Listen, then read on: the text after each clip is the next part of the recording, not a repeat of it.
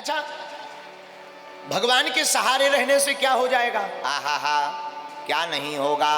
हनुमान जी से सीख लीजिए क्या क्या नहीं पाया। बड़े बड़े आतताई राक्षस बलवान हनुमान जी के सामने टिक नहीं पाए। किसी ने पूछा तुम बड़े बलवान हो? हनुमान जी कहते हम बलवान नहीं हैं। बोले आपका नाम तो रामदूत अतुलित बलधामा, आप अतुलित बलधाम हो, अतुलनीय बल है। हनुमान जी बोले हम तो हैं मकान, मकान के अंदर जो मकान मालिक है उनका बल है। बोले कौन है मकान के अंदर? बोले हमारा तन है मकान, हमारे अंदर मालिक है प्रभु हृदय में श्री राम, ये तो प्रभु श्री सीता राम का बल है।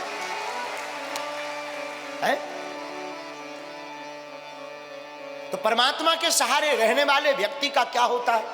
आहा हा, एक आदमी रास्ते से चला जा रहा, पति पत्नी दोनों, नई नई शादी और नई नई शादी और नई नई मोटरसाइकिल, जिसको मिले वो दिखाता जरूर है। नई नई लुगाई आई, नई लुगाई लेकर के चंगीलाल रास्ते से चला जा रहा था। बरसात का मौसम, थोड़ी दूर निकला तो सामने देखता है एक महात्मा फक्कड़ अपनी मस्ती में। अब महात्मा होते ही है मस्ती में। अरे मुझे मेरी मस्ती कहाँ लेके आई, मुझे मेरी मस्ती कहाँ लेके आई, जहाँ मेरे अपने सिवा कुछ नहीं है, जहाँ मेरे अपने सिवा कुछ नहीं है, मुझे मेरी मस्ती कहाँ लेके आई, मुझे मेरी मस्ती कहाँ लेके आई। महात्मा तो होते ही मस्ती में। और कबीर दास तो बहुत ऊंची बात बोलते थे। कबीर बाबा कहते थे जो घर फूंके आपनो कबीरा खड़ा बाजार में, कबीरा खड़ा बाजार में लिए लकुटिया हाथ, और जो घर फूंके आपनो सो चले हमारे साथ। कबीरदास जी तो कहते हैं जो अपने मकान में आगी लगा दे वो हमारे साथ चले। अब बताओ कौन मकान में आगी लगाएगा? है? कबीरदास कहते हैं ये संसार रूपी मकान की बात नहीं कर रहे हैं, अपने मन के मकान में वासनाओं में आग लगा करके परमात्मा के द्वार चले जाना चाहिए। तो खुरई के दो कपल पति पत्नी चंगीलाल और मुन्नी बाई दोनों चले जा रहे थे। चंगीलाल की नई नई शादी, सामने एक महात्मा खड़े, फक्कड़ महात्मा फकीर। अरे मन लागो मेरा यार फकीरी में, ऐसे महात्मा।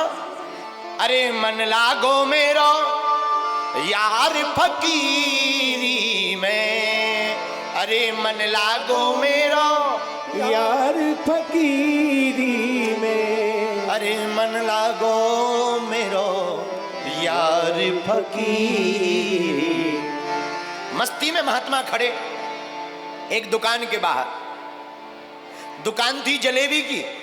जलेबी की दुकान पर खड़े खड़े जलेबी को बनता हुआ देख रहे थे। सेठ ने सोचा भूखे होंगे, एक जलेबी उठाई, लो महात्मा जी खा लो। महात्मा जी ने जलेबी ली, पाई, भगवान को धन्यवाद दिया। प्रभु आज तो बड़ा आनंद, दूध जलेबी, जय हो आपकी, धन्यवाद। भगवान को धन्यवाद दिया। आगे चले, पति पत्नी दोनों चले जा रहे थे। महात्मा तो महात्मा होते हैं, अपनी मस्ती में बढ़िया नाचते हुए चले जा रहे थे। बरसात का मौसम, पानी भरा था, पैर जोर से पानी में लगा, पानी उचट करके जो पति पत्नी जा रहे थे उसकी पत्नी के ऊपर गिर गया। अब पानी गिरा तो पानी गिरने से दिक्कत नहीं हुई, दिक्कत इस बात से हुई कि जो मेकअप लगाया था वो बह गया। अब पत्नी का दिमाग खराब, पति से बोली देखो तुम्हारे रहते हुए क्या हाल कर दिया, हाल बेहाल कर दिया, गोरी से काली बना दिया। और मेकअप का कमाल होता ही ऐसा है। बोलो सीताराम। पति को बड़ा गुस्सा आया, पति ने एक जोर का चमाटा महात्मा के गाल पर मार दिया। पर धन्य है महात्माओं का देखना क्या होता है भगवान के सहारे रहने का हाल। भगवान की तरफ ऊपर मुख किया और हाथ जोड़कर भगवान से कहा वाह, पहले जलेबी फिर थप्पड़, धन्यवाद फिर भी धन्यवाद। उनको कुछ नहीं कहा, मुस्कुराकर महात्मा चले गए।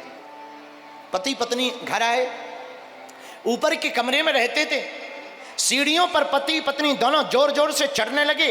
पति आपस में बात करते हुए कहने लगा, आज मौसम बहुत अच्छा है, आज तुम मंगोड़ी बनाओ, चाय बनाओ, बढ़िया आनंद आएगा। पत्नी बोली, चिंता मत करो, हम अभी मंगोड़ी तैयार करते हैं। और दोनों सीढ़ियां चढ़ने लगे। लेकिन पति जैसे ही अंतिम सीढ़ी पर पहुंचा, पैर फिसल गया और फिसलते ही गिर पड़ा। और जैसे ही गिरा, कपाड़ फूट गया और प्राण पखेरु उड़ गए। पत्नी रोने लगी, आंखों में आंसू भरकर जोर जोर से रोने लगी। गांव के लोग, बाहर के लोग, मोहल्ला के लोग, गांव के लोग आ गए। क्या बात है? अभी अभी तो ठीक थे, ऊपर जाते समय पैर फिसल गया, चोट लग गई, गिर गए, मर गए। लेकिन हम इसके पीछे एक कारण जानते हैं। क्या? अभी अभी इन्होंने एक महात्मा को मारा था। लगता उसने कोई जादू टोना कर दिया, उसने कोई श्राप दे दी। महात्मा को बुलाया, पकड़वाया। महात्मा गांव के बाहर पकड़ गए। ए बाबा, इसे पहचानते हो? हाँ हाँ, अभी कुछ देर पहले इन्होंने थप्पड़ मारा था। अच्छा, इसीलिए तुमने कोई मंत्र मार दिया, श्राप दे दिया, बेचारा मर गया। महात्मा बोले, हम तो कोई श्राप नहीं जानते, हम तो साधु हैं, क्या श्राप जाने, पर ये तो मर गया। महात्मा ने हाथ जोड़कर गांव वालों से कहा, एक बात बताओ, इसकी पत्नी से पूछो कि मुझे थप्पड़ क्यों मारा था। पत्नी ने भी सबके सामने बता दिया, अरे थप्पड़ इस बात में मारा था कि हम दोनों चले जा रहे थे। ये महात्मा उछल कूद करते हुए इन्होंने कीचड़ का पानी अपने पैर से टकराकर हमारे ऊपर डाल दिया। तो महात्मा बोले, जब पानी तुम्हारे ऊपर गिरा तो फिर थप्पड़ इन्होंने क्यों मारा?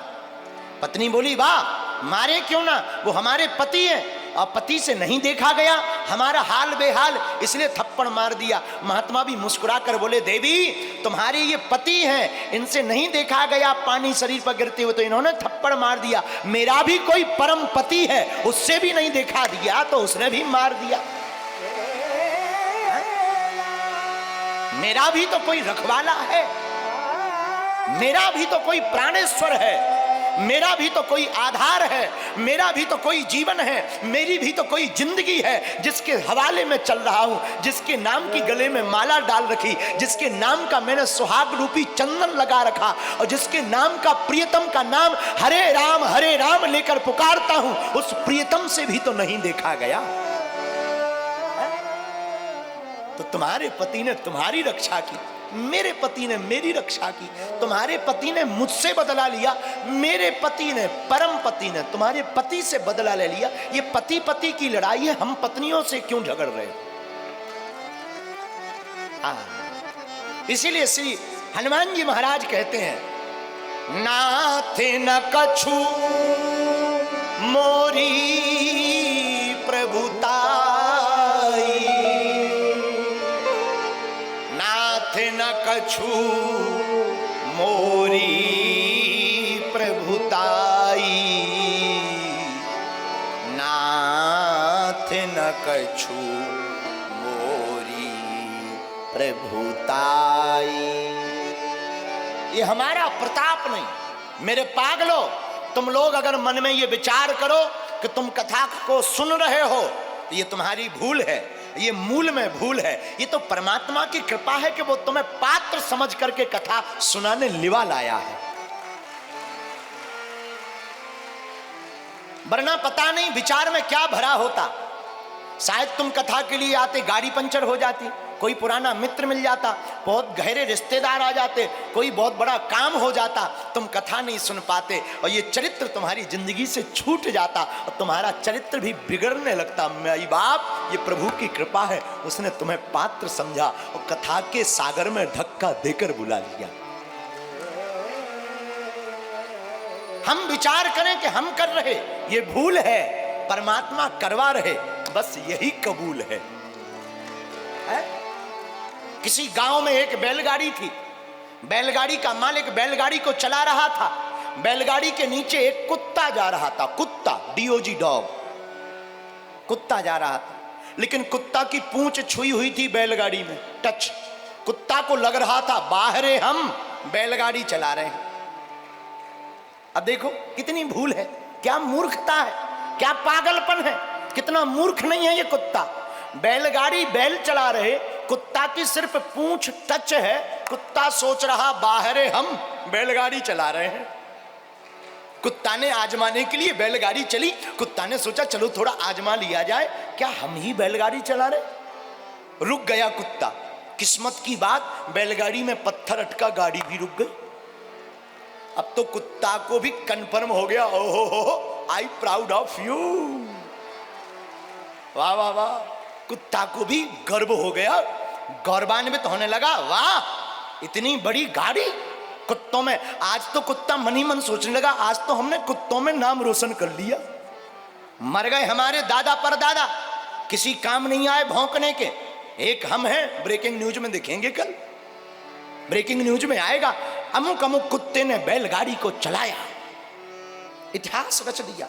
कुत्ता ऐसा सोच रहा था, पर परमात्मा भी कम नहीं है, ऐसे लोगों को ठिकाना लगाते रहता है। तब तक आगे बढ़े, गाड़ी चली, कुत्ता चला, गाड़ी के मालिक ने बैलों को निकाल दिया। बैलों को निकाला, आप लोग सोच ही रहे होंगे कि गाड़ी से अगर बैल हटा दिए जाए तो गाड़ी का क्या होता है, जो ऊपर रहती है वो नीचे आ जाती है, और फिर नीचे आवे तो कोई नीचे हो तो क्या हाल होता। कुत्ता की भीतर से सटके निकल आई, चाउमीन जैसी सटक निकल आई बाहर, आंतें फैल गई, ब्रेड बन गई, पकौड़ा बन गई, बिल्कुल चपाती बन गई, 40-42 नंबर रोटी बन गया कुत्ता चिपल कर। कुत्ता को तब समझ में आया, अरे कुत्ते ये तो वहम था, भ्रम था, चलाने वाला तो कोई और था। वैसे ही हमारी तुम्हारी जिंदगी में है, जिंदगी में करने वाला कोई और परमात्मा होता है, लोग अपने आप पर भ्रम करने लगते हैं। हम लोग स्वयं भ्रम करने लगते कि हम ऐसा कर रहे हैं, करने वाला कोई और होता है। मारने वाला है भगवान, बचाने वाला है भगवान।